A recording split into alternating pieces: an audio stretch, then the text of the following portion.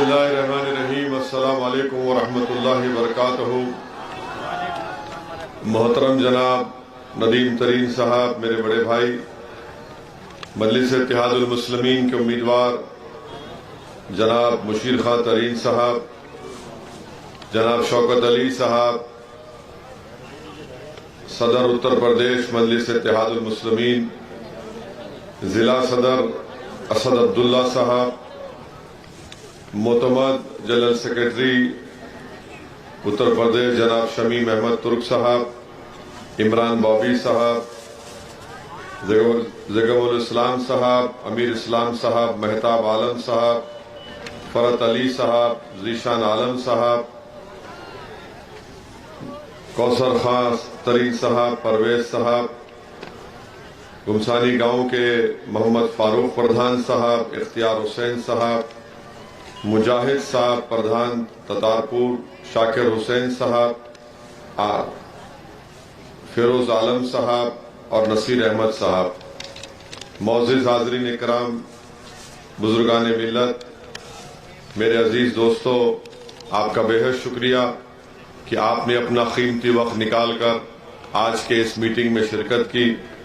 मैं आपसे सिर्फ यही गुजारिश करने आया हूं कि संभल की इस विधानसभा में आपने पिछले 30 साल से नवाब साहब को वोट देकर उनको कामयाब किया।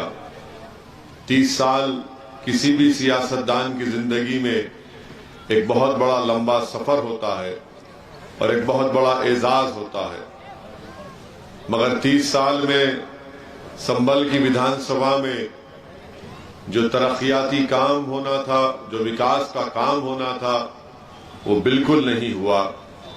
इस 30 साल के सफर में मैं आपको याद दिलाना चाहता हूं कि समाजवादी पार्टी की 2 मरतबा सरकार बनी, जिसमें मुलायम सिंह यादव साहब मुख्यमंत्री भी थे। उसके बाद उनके बेटे अखिलेश यादव भी मुख्यमंत्री बने। उसके बावजूद भी अगर जो शख्स बरसर इख्तिदार जमात से वाबस्ता होने के बावजूद भी अपनी विधानसभा में विकास का काम नहीं करवा सकता, जिस शख्स में इतनी ताकत नहीं थी कि बावजूद उसकी पार्टी का मुख्यमंत्री है और वो डिस्ट्रिक्ट हेडक्वार्टर चंदोसी बन जाता है, जो यहां से 27 किलोमीटर दूर है, तो आप बैजोई बन जाता है, तो आप खुद अंदाजा लगाइए कि कितनी तकलीफ आपको उठाना पड़ता है। तकलीफ तो यहां की जनता उठा रही है, मगर ये बात मालूम हुई कि नवाब साहब को तो आपने विधायक बनाया, उनकी पार्टी का मुख्यमंत्री था, मगर नवाब साहब की नवाबी खाली घर के तक थी, अखिलेश के पास उनकी कोई सुनवाई नहीं थी। इसीलिए वो बेबस थे और कमजोरी की बेहतरीन मिसाल वो ये है कि अपनी पार्टी के मुख्यमंत्री को बोलकर वो उसका फैसला तब्दील नहीं करा पाए। मेरे अजीज दोस्तों और बुजुर्गों, दूसरी बात आप जानते हैं कि संभल विधानसभा में यहां पर डिग्री कॉलेज शिक्षा का बहुत बड़ा मसला है। यहां पर रोड नाम की कोई चीज नहीं है। आखिर किस बुनियाद पर समाजवादी के प्रत्याशी वोट का मुतालबा कर रहे हैं?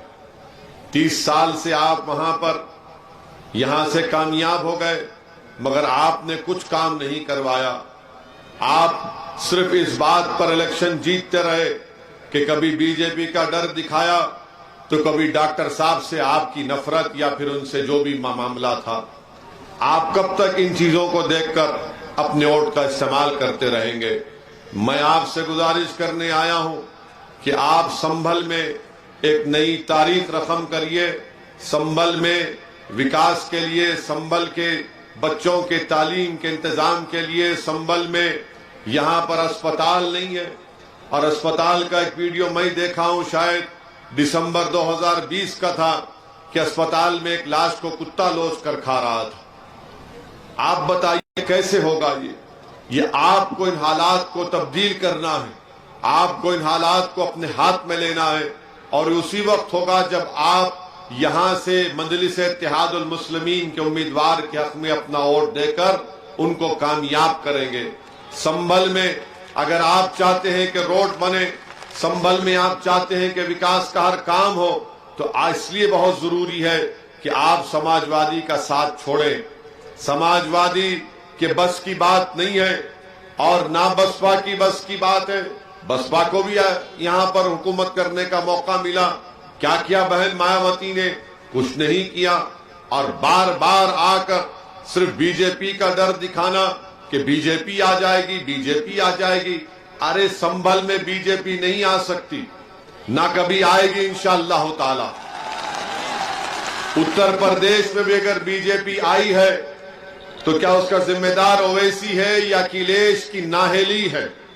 अगर उत्तर प्रदेश में बीजेपी की सरकार है तो ये समाजवादियों की नाकामी है, उनकी बुज़दिली की वजह से, उनके मुखन्निस होने की वजह से यहां पर बीजेपी सरकार कर रही है। आप बताइए, संभल में 2 बच्चों को CAA के प्रोटेस्ट में गोली मारकर उनको शहीद कर दिया गया कि नवाब साहब उनके घर के करीब नजर आए। आज तक उन बच्चों को गोली मारी गई है, FIR तक इशू नहीं हुआ अभी तक। किसको वोट दे रहे हैं आप? किसका साथ दे रहे हैं? मैं एक मिसाल दिखाता हूं आपको। मैं यहां आ रहा था, हम लोग बरेली से गाड़ी में यहां पर आ रहे थे तो मेरे पास हैदराबाद से 2 लोग फोन कर रहे थे कि हमारी ठेले की बंडी को फुला मुकाम से ट्रैफिक के पुलिस वाले ने हटा दिया। मैंने कहा तुमने क्या किया? तो उसने कहा कि बंडी को मैंने नहीं हटाया। मैंने कहा तुमने क्यों नहीं हटाया? इसने कहा कि तुम मेरे MP हो, मैं यहीं ठहरा हूं, उससे तुम बात करो उस इंस्पेक्टर से। इसको बोलते हैं ताकत। एक मामूली गरीब ठेला बंडी वाला हैदराबाद में मुझे फोन करता और कहता है कि बात करिए इंस्पेक्टर से, जरा बताइए उनको कि हम गरीब हैं, यहां पर कारोबार करना है। कौन सुनेगा फिर गरीबों की बात को? ये मिजाज मंजलिस पैदा करती है। अगर अल्लाह ने चाहा आपके वोटों से यहां से मंजलिस का उम्मीदवार कामयाब होगा तो वो नवाब बनकर नहीं रहेगा, आपका खादिम बनकर संभल की खिदमत करेगा इंशाअल्लाह ताला। ये मिजाज आपको पैदा करना है। ये मिजाज, ये एतमाद जब आप में पैदा हो जाएगा कि मेरा विधायक, मेरा सांसद, मेरा खादिम है। एक ठेला बंडी वाला फोन करके कह सकता है कि सदुद्दीन ओवैसी तुम बात करो और मुझे यहां से नहीं हटाया जाए। रात के अंधेरे में हमको फोन करते कि पुलिस हमारे बेटे को उठा लिए, बात करिए, हम बात करते हैं। कोविड के दौरान में मैं अच्छी तरह जानता हूं कि कोविड की पहली वेव में 1900 लोगों को मैंने खुद अस्पताल में बेड दिलाया था हैदराबाद में। दूसरी कोविड की वेव आई तो हमने 750 के करीब या 800 के करीब ऑक्सीजन सिलेंडर को मुफ्त अवाम में दिया। एक नहीं 10-10 मरतबा रिफिल कराई। ऑक्सीजन कॉन्सेंट्रेटर्स मैं बर्तानिया से मंगाया उसको। और जब मुझसे इम्तियाज जलील औरंगाबाद के MP ने कहा कि मुझे ऑक्सीजन सिलेंडर और ऑक्सीजन कॉन्सेंट्रेटर की जरूरत है, मैं औरंगाबाद को भी जाया। अख्तरुल ईमान ने कहा कि बिहार को भी जाइए, हमने बिहार को भी जाया। 30 साल से जिस शख्स को आप जिता रहे हैं, क्या काम कर? हाँ, उनकी इनफरादी शोहरत में, उनकी इनफरादी दौलत में, उनकी इनफरादी ताकत में इजाफा हुआ होगा, मगर बताइए संभल की जनता का क्या फायदा हुआ? संभल की जनता का कुछ फायदा नहीं हुआ। और सिर्फ वोट लेते हैं अपनी शख्सियत के लिए। मैं यहां पर आया हूं तो अपनी शख्सियत के लिए नहीं आया हूं। मैं अगर आया हूं तो आपके हक दिलाने के लिए आया हूं। मेरी शख्सियत, मेरा मुकाम, मेरी इज्जत कोई माने नहीं रखती गरीब आवाम के सामने। मैं मिटने के लिए, अपने आप को खत्म करने के लिए आया हूं। इसीलिए तो हम पर गाड़ी पर गोलियां चलाई जाती है ना, हम पर गोलियां चलाई जाती, इन दल्लों पर नहीं चलाई जाती कि उनको मालूम ये गुलाम है उनके। हमारी जबान को दबाने के लिए गोलियां चलाई जाती है। अरे जो गूंगे हैं उन पर कोई गोली नहीं चलाता, मर्दों पर गोली चलाई जाती, कमजोरों पर नहीं चलाया जाता, गुलामों पर। इसीलिए मैं आपसे अपील कर रहा हूं कि मेरी बात को समझिए। संभल में अगर आप चाहते हैं कि तरक्की हो, संभल में अगर आप चाहते हैं कि आपके दरमियान में आपका वोट जिसको आप कामयाब करें वो आपके दरमियान में रहे, तो आप यहां से मंजलिस के उम्मीदवार को कामयाब करिए। कौन सा काम यहां पर हो रहा है? संभल की विधानसभा में खाली एक ही आदमी का फायदा हो रहा है, वो नवाब साहब का, उनका कोल्ड स्टोरेज और सिरेंज बनाने का काम दौड़ रहा है आसमान पर, और गरीब कमजोर से कमजोर होता जा रहा है। मैं आप तमाम से ही गुजारिश करने आया हूं और आपको बता रहा हूं, समाजवादी पार्टी का असेंबली में क्या नवाब साहब उठाए इन बच्चों की जो मौत हुई, बिलाल पाशा की मौत हुई फायरिंग में, क्या नवाब साहब उठाए असेंबली में? क्या इनके पास ताकत थी कि योगी की आंखों में आंखें डालकर कहा जाए कि मेरे विधानसभा के बच्चों को गोली मारकर कत्ल कर दिया गया, उनके घर से उनकी औलाद को महरूम कर दिया गया? नहीं बोलेंगे, क्योंकि मामला है। योगी को बोलेंगे तो बुलडोजर भी जा देगा उनके पास। तो वो बोले कि खैरियत यही है कि मेरा बच्चा नहीं मरा, उसका मरा, मुझे क्या करना, मेरा बच्चा अच्छा है, मुझे काफी है। जब तक ये मिजाज रहेगा कुछ काम नहीं होगा। मुझे भी अल्लाह ने औलाद दी है कि मगर मेरा मामला ये कि जो लोग मुझे वोट डालते उनकी औलाद का तहफ्फुज हो, उनकी बेटियों का तहफ्फुज हो, तभी तो कामयाब विधायक और सांसद बनता है। आज हर चीज ये लगती है कि नहीं बस मेरा मेरा फायदा। और माशाल्लाह से ऐसे लोग हैं कि अल्लाह ने इतना दिया मगर इनका गारत का गड़ा भरता ही नहीं है, डाले जा रहे, भरता ही नहीं है इनका गारत का गड़ा। मेरे अजीज दोस्तों और बुजुर्गों, मैं आपसे अपील करने आया हूं कि आप 14 तारीख के दिन अपना एक वोट मजलिस के उम्मीदवार के हक में इस्तेमाल करें। ये जगह का नाम गुमसानी है ना? गुमसानी है ना? अब आपसे अपील कर रहा हूं, ये तमाम को गुमनाम कर दो आप इंशाअल्लाह ताला। ये गुमसानी की आवाम की मेरी आपसे अपील है कि आपका नारा होना चाहिए कि गुमसानी का नारा 14 को सबको गुमनाम करेंगे और मुशीर को कामयाब करेंगे इंशाअल्लाह ताला। मेरे अजीज दोस्तों और बुजुर्गों, ये समाजवादी पार्टी, पूछिए इनसे, ट्रिपल तलाक का जब कानून लाया गया 3 मरतबा पार्लियामेंट में आया, समाजवादी पार्टी के एमपीज की तकारीर उठाकर देख लो आप। ट्रिपल तलाक का कानून है और अखिलेश बात कर रहे मैंने रोड बना यूपी में, मैंने रोड बना यूपी में। अरे कानून ट्रिपल तलाक का है, ये बोल रहे मैंने हाईवे बनाया, मैंने प्लेन उतारा। अरे बोलने लफ्ज मुसलमान का नाम लेने से डरते अखिलेश। तुमने कब सुना था अल्पसंख्यक समाज मुसलमान का नाम अखिलेश की जबान से? नहीं सुना किसी ने, डरते नहीं, अगर बोलेंगे तो वोट नहीं मिलेगा। अरे आपके ने वोट है ही नहीं हमारे सिवा, आपने हमको कैदी बनाकर रख दिया, आपने हमको बीजेपी का डर दिखाकर हमको कैदी बनाकर रख दिया। मगर सुनो अखिलेश यादव, अब वो मामला नहीं रहेगा, अब वो पूरी बातें खत्म हो जाएंगी। ना सिर्फ संभल बल्कि इंशाअल्लाह उत्तर प्रदेश में मजलिस इत्तेहादुल मुस्लिमीन एक नई तारीख लिखेगी इंशाअल्लाह ताला। ये गुलामी और कैदी की सब बातें खत्म, अब हिस्सेदारी की लड़ाई होगी। हिस्सा लेना पड़ेगा आपको और बगैर हिस्सा लिए हम खामोश नहीं बैठेंगे। आपको मैं बताना चाहूंगा, हाँ जिंदा, आप भी जिंदा, मैं भी जिंदा, हम जिंदा ही रहेंगे इंशाअल्लाह ताला, फिक्र मत करो। जब तक हम जिंदा है दुनिया जिंदा, हम नहीं तो दुनिया भी नहीं, वो मुतमईन रहो आप। मेरे अजीज दोस्तों और बुजुर्गों, पार्लियामेंट में यूएपीए का कानून आया। वो कानून ये कहता है कि दिल्ली में बैठा हुआ एनआईए का इंस्पेक्टर आपके गांव के किसी भी बच्चे को टेररिस्ट घोषित कर सकता। क्या अखिलेश यादव तुम तारीफ नहीं किया उस कानून की? क्या कांग्रेस ने तारीफ नहीं की अमित शाह के अमेंडमेंट बिल की? हम पर उंगलियां उठाते पार्लियामेंट में खड़े होकर मैंने पूरे संविधान के सामने रखकर दलाइल दिया, कहा कि कानून गलत है, यह कानून गलत है, इस कानून का इस्तेमाल मुसलमान, दलित, आदिवासियों पर होगा। आज भारत की जेलों में उसी कानून के तहत बच्चों की जिंदगी को बर्बाद करके रख दिया गया। अखिलेश यादव ने तारीफ की, बताओ नवाब तुम्हारी जबान खुली? क्या तुम बोले कानून गलत है भैया मत तारीफ करो? तुम नहीं बोल सकते क्योंकि तुम्हारे घर तक आफत नहीं आएगी, ना गरीब के घर पर आफत आएगी, नौजवानों की जिंदगी बर्बाद हो जाएगी।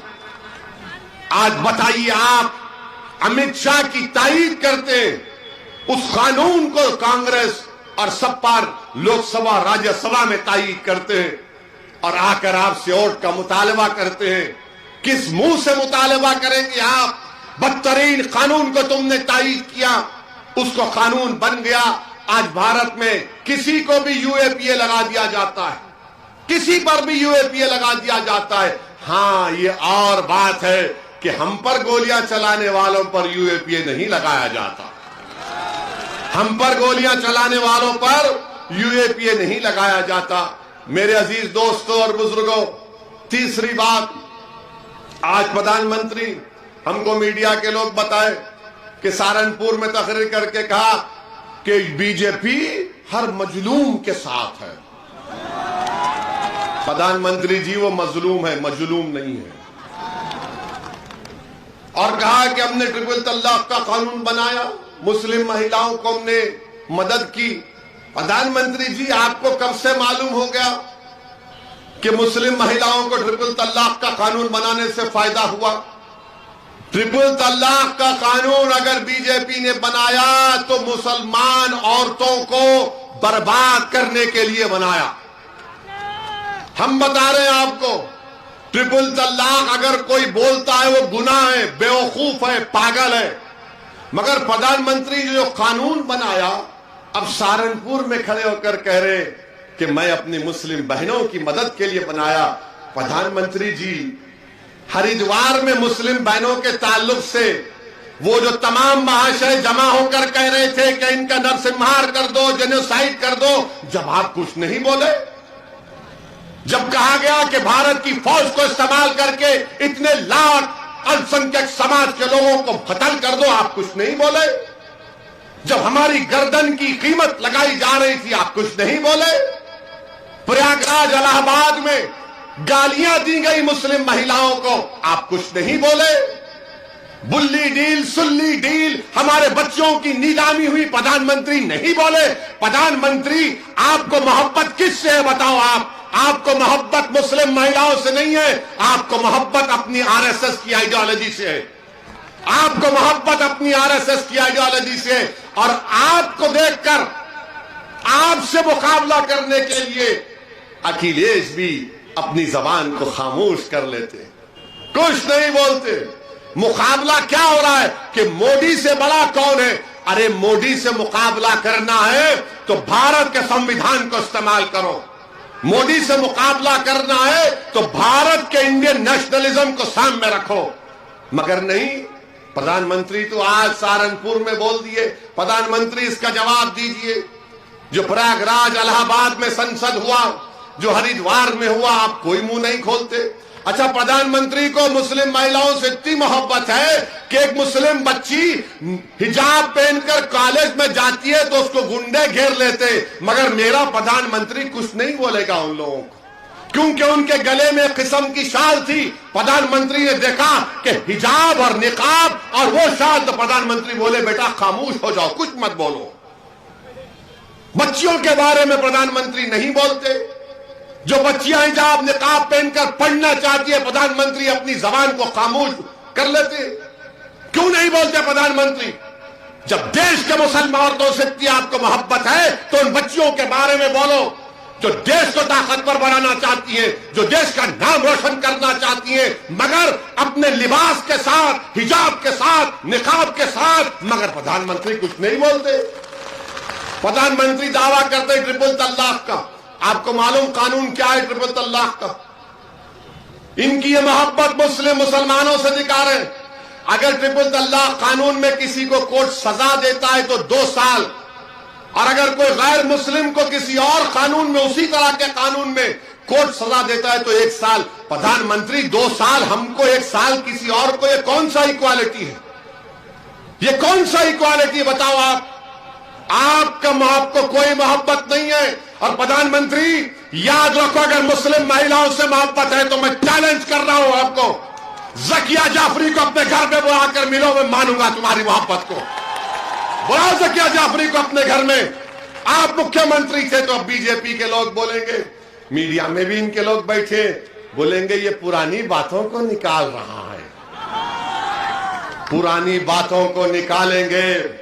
अल्लाह ने हमको दिमाग दिया है, हम भूलते नहीं है, ना भूलेंगे इंशाअल्लाह ताला। मगर देश के प्रधानमंत्री जो भूल जाते हैं उनको बार बार याद दिलाना पड़ता है। याद दिलाने के लिए बोल रहे हैं। और फिर दूसरी बात कि ट्रिपल तलाक का कानून प्रधानमंत्री आज बोले, वो इसमें क्या है कि अगर किसी को कोई एक बेवकूफ किस्म का गधा किस्म का एक इंसान अगर अपनी बीवी को 3 बार बोल दिया तो कानून ये कहता है इस पर केस बुक कर दो। और कानून ये बनाए, ये कहते हैं कि शादी भी नहीं टूटेगी। जब शादी नहीं टूटेगी, गुनाह नहीं हुआ तो FIR किस बात का?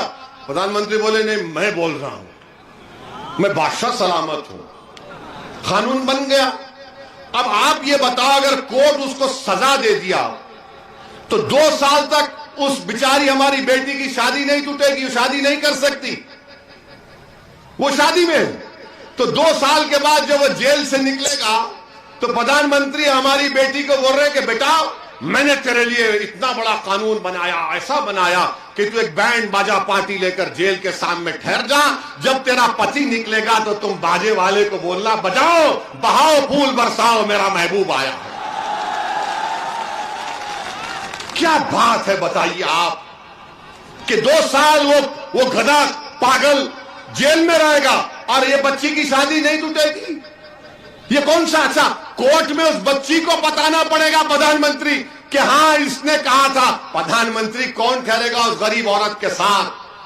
हमने क्या कहा था? हमने कहा था कि इस्लाम में शादी एक कॉन्ट्रैक्ट है, कॉन्ट्रैक्ट में मेहर के पैसे लिख दो आप, और उसमें कहो कि अगर कोई ट्रिपल तलाक कहता है तो मेहर के पैसे 25-100 गुना इजाफा कर दो, 100 गुना इजाफा करो, मिल जाते। कॉन्ट्रैक्ट का वायलेशन होता, मगर प्रधानमंत्री समझते नहीं। प्रधानमंत्री बादशाह सलामत बने हुए, बादशाह सलामत बोले हो गया। प्रधानमंत्री आपकी गलत पॉलिसियों से हर समाज, पूरा देश परेशान है, कोई खुश नहीं है आपसे। उत्तर प्रदेश में तो इंशाल्लाह बाबा जाएंगे, मुझे यकीन है, मगर बाबा जाएंगे तो अगर आप समझ रहे कि समाजवादी बसपा इनको हरा पाएगी, नहीं हरा पाएगी। अगर आप भागीदारी परिवर्तन मोर्चा का साथ देंगे तो यकीनन इंशाअल्लाह ताला बीजेपी की शिकस्त होगी, बीजेपी को सत्ता नहीं मिलेगी, एक नई तब्दीली उत्तर प्रदेश में पैदा होगी। इसीलिए हम आपसे अपील करने आए हैं कि अपने वोट का सही इस्तेमाल करिए, अपने वोट को जाय होने मत दीजिए, ना संभल में ना उत्तर प्रदेश में। ये आपकी हिस्सेदारी की लड़ाई है, ये आपकी लड़ाई है। अगर आप आज खामोश हो जाएंगे तो 5 साल के बाद जो 15 और 16 साल की लड़कियां और लड़के हैं वो आपसे पूछेंगे हम 20 साल के हो गए, बताओ ये नाइंसाफी क्या है, तो क्या जवाब देंगे? मैं आपसे अपील कर रहा हूं, असदुद्दीन ओवैसी के चेहरे को देखो आप।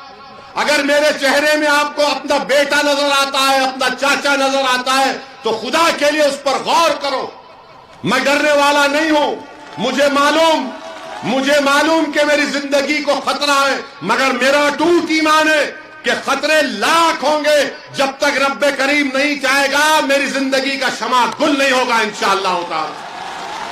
मैं मौत को अपने 6 फीट के करीब से देख चुका हूं मेरे दोस्तों, मैं मौत को अपने 6.5 फीट के करीब से देखा हूं। जो हथियार उठाकर हम पर गोलियां चला रहे थे, मुझे यकीन है इस बात का कि आपकी दुआओं ने मुझे बचाया, मगर खुदा की कसम मौत के डर से मैं अपनी जबान को बंद नहीं कर सकता, ना करूंगा इंशाअल्लाह ताला। अरे अगर खुदा ने कुछ सलाहियत दी तो जबान की दी है। इस जबान को अगर मैं मजलूमों के लिए, उनके हक के लिए इस्तेमाल नहीं करूंगा, कमजोरों को ताकतवर बनाने के लिए इस्तेमाल नहीं करूंगा, जालिमों के जुल्म को खत्म करने के लिए इस्तेमाल नहीं करूंगा, अगर संभल के विकास, संभल की नाइंसाफी के लिए, संभल की आवाम की तरक्की के लिए जबान नहीं चलेगी तो क्या किसी गुलामी के लिए चलेगी? मेरे अजीज दोस्तों और बुजुर्गों, अब समाजवादी पार्टी के लोग बहुत नारे लगाते हैं कि भैया तुझ पे जवानी कुर्बान। अबे कितनी जवानी कुर्बान करेगा? कितनी जवानी? 30 साल से सब जवानी बर्बाद, मगर संभल का कुछ नहीं हुआ। इसीलिए अपनी जवानी को बचाओ।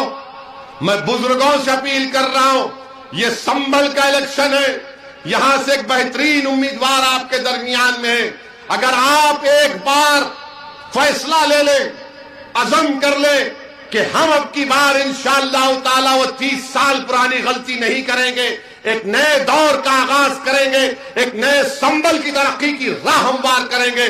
तो आप पतंग के निशान पर बटन दबाकर हमारे उम्मीदवार को, आपके उम्मीदवार को, बल्कि आपके खादिम को कामयाब करिए। आपको विधायक की जरूरत नहीं है, आपको खादिम की जरूरत है, जो आपकी आवाज पर दौड़ता हुआ है, जो आपकी तकलीफ को अपने सीने में महसूस करे। ऐसे शख्स को आप कामयाब करिए और मुझे यकीन है कि इंशाअल्लाह ताला अब की बार संभल की आवाम एक बेहतरीन फैसला लेते हुए यहां से मंजलिस के हक में पतंग के निशान पर बटन दबाकर अपने इत्तेहाद की एक बेमिसाल तारीख बनाएगी। पतंग के निशान पर बटन दबाकर एक सियासी शऊर की एक बेहतरीन मिसाल पूरे उत्तर प्रदेश में पैदा होगी। पतंग के निशान पर बटन दबाकर हिस्सेदारी की लड़ाई में आप अपना हिस्सा अदा करिए। बहुत बहुत शुक्रिया। अस्सलाम वालेकुम व रहमतुल्लाहि व बरकातहू।